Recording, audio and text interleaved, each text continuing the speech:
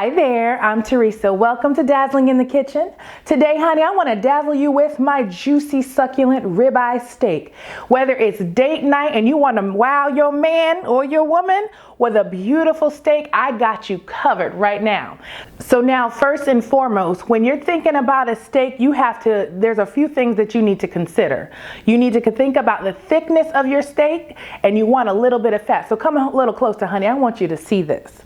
If you look at my steak, I got some nice marbling of fat through there. Let me tell you, don't worry about that fat, baby. That's just gonna bring out the juiciness. That's gonna be flavor. Some of that fat's gonna render down. Now, I like my steak like I like my man.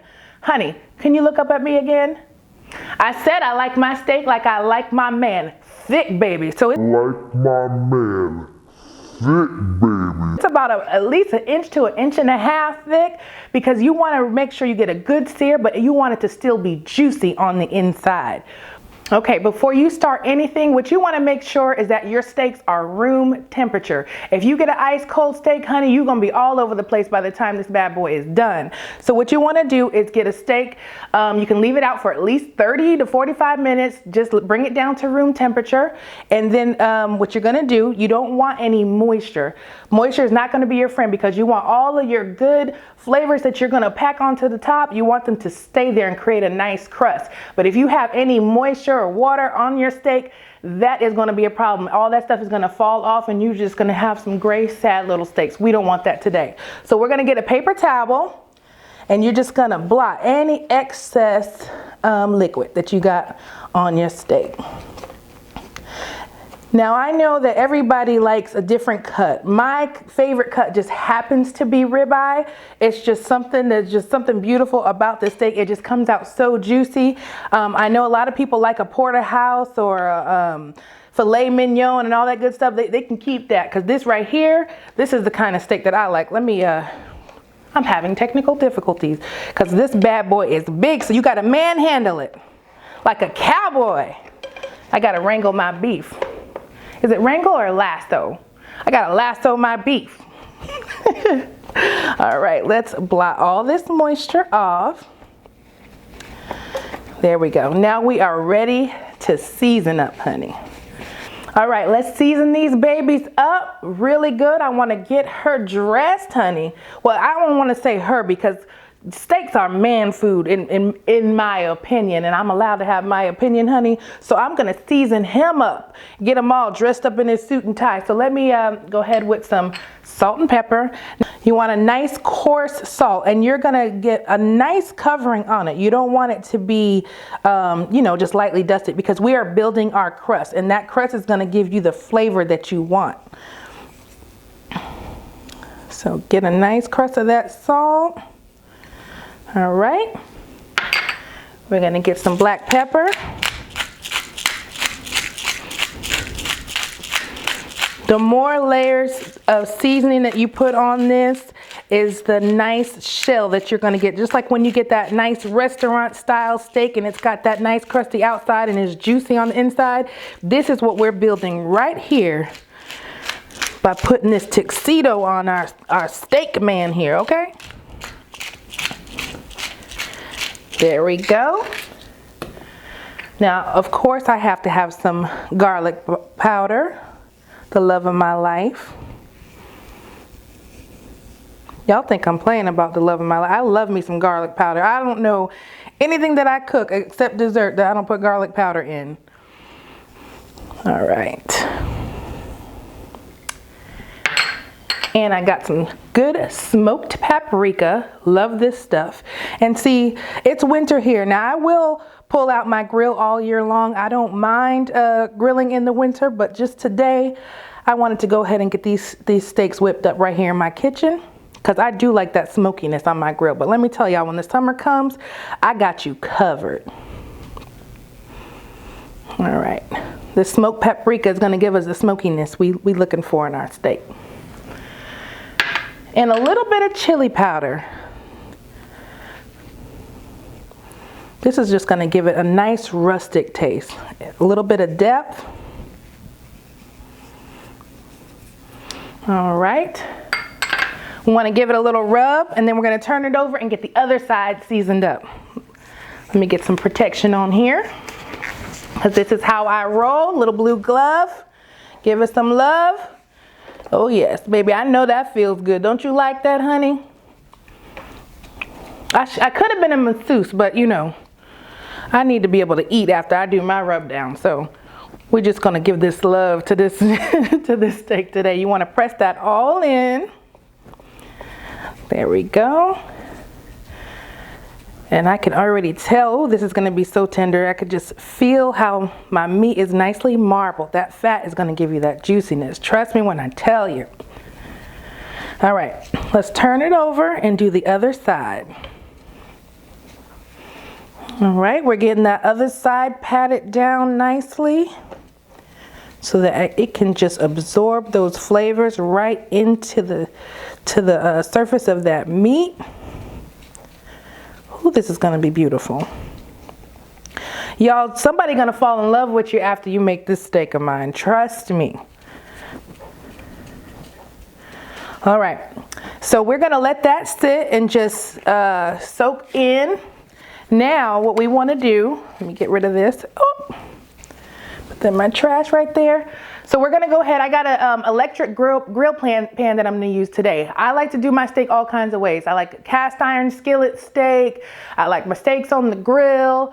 I like my steak under the broiler. But today we're gonna use this little nifty gadget that I have here, and I've used it many a times, and it's tried and true, and it comes out beautiful. So this gives me the indoor steak with the grill marks. So I'm gonna put it up as high as it can go, which is 450. Don't be scared of the heat. You need that heat so that you can get a beautiful sear on this steak. We'll turn it down a little bit once we flip it, but we'll get into that in a little bit. You just stay watching me.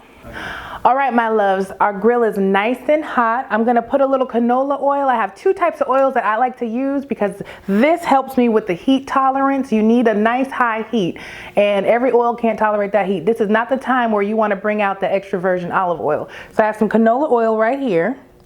We're gonna go ahead and get some of that on our grill pan here. And then, this gives a nice nuttiness and depth. I like to also use sesame oil. Not a whole lot because we're not, you know, making, this is just a ribeye steak. We don't want it to be too much. I like, you know, Korean barbecue, you know, with beef. It has more sesame oil, but this is not the time for that. So as you can see, we smoking here. So I think we need to start grilling, my loves.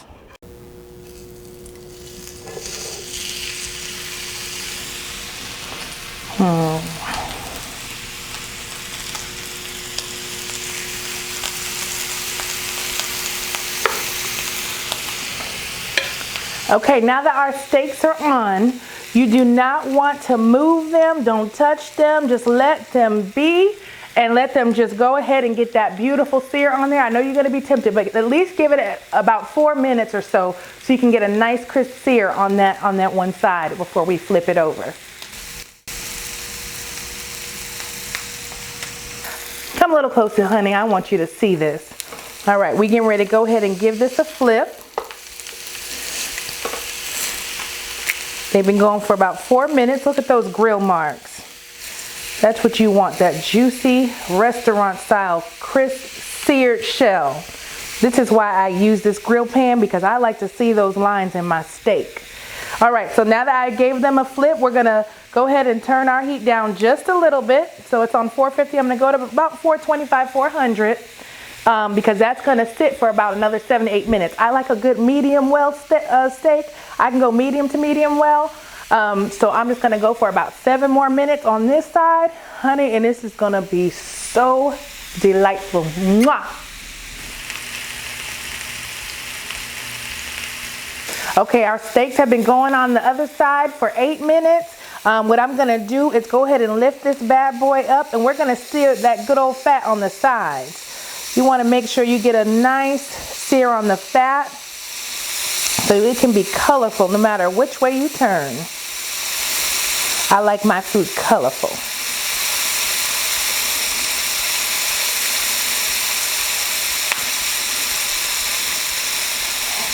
Snap, crackle, pop, baby. Yes. Okay, so now that she's seared, you see that right there? You got a little crust on the side because we want to be able to sop up on that fat. Not all of it, just a little bit. So we want to go ahead and put it right on the plate, get it resting. We're going to go ahead and sear this other one right here. Now you want your steaks to rest for at least 5 to 7 minutes before you serve, because if you cut into it right away, honey, them juices are just gonna fall out. It's gonna be flavorful and tasty, but it's gonna be dry and tough. You don't want that. You want your juices to redistribute. So just leave it alone and let it do its thing, okay? We'll get to it. Don't worry about that. Okay, now you see all that good brown bits in the pan? We want to use that because we're getting ready to make some zhuzh for our steaks. I'm going to go in with some chopped onions and some mushrooms right on top of all that brown goodness. That's going to get all that up. And let me chop up some garlic as well. All right. So I'm going to thinly slice some garlic to go ahead and put on there with our toppings for our steak. I just have some baby bellas, so with some onions. Okay. All right, we're going to get those on our grill pan as well. And crank our heat back up. And we're going to just saute those for a little bit. And then we're going to finish it off, and it's going to be something beautiful. Watch what we do. All right, so we're just going to saute our veggies just like that. Get all that flavor incorporated. We don't even have to do nothing with this because all that goodness on the bottom is going to soak right up in there.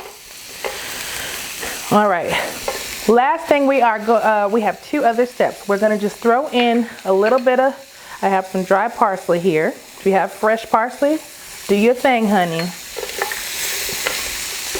And let that continue to go.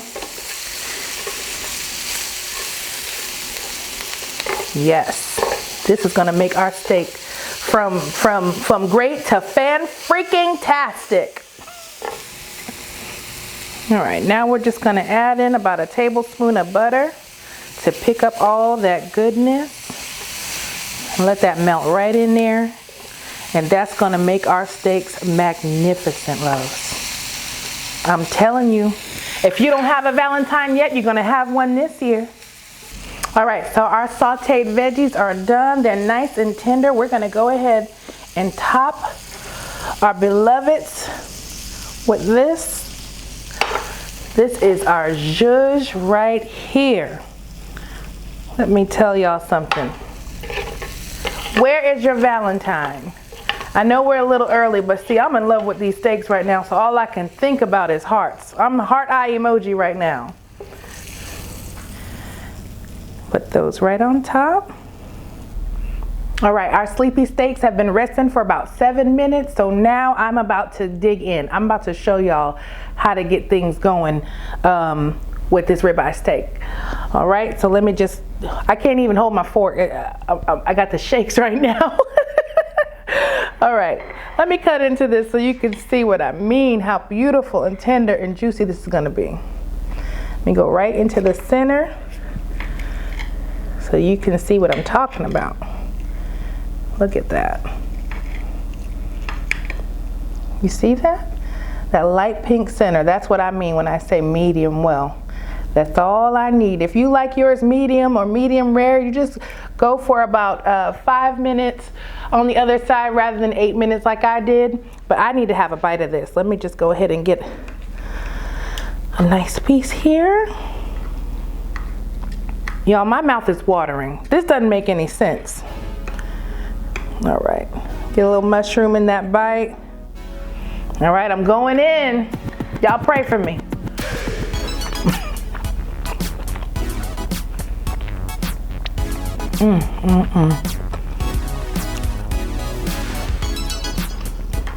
I know I always take 2 bites, but it's my kitchen. I'm Teresa. Thank you so much for joining me today on Dazzling in the Kitchen. I hope I dazzled you today with my juicy ribeye steak. Honey, I would love for you to follow me on Instagram at Dazzling in the Kitchen. Please comment below. Tell me what you think about my ribeye steak and what's your favorite steak. Because I know the ribeye is the winner. So you can tell me about your porterhouse, your T-bone, and your filet mignons and all those good things. But there's ribeye. But you can still tell me all about it and what's your favorite steak recipe. Also, if you could just give me a thumbs up and subscribe, I'd be so happy, and I would love to see you here again. Stay dazzling.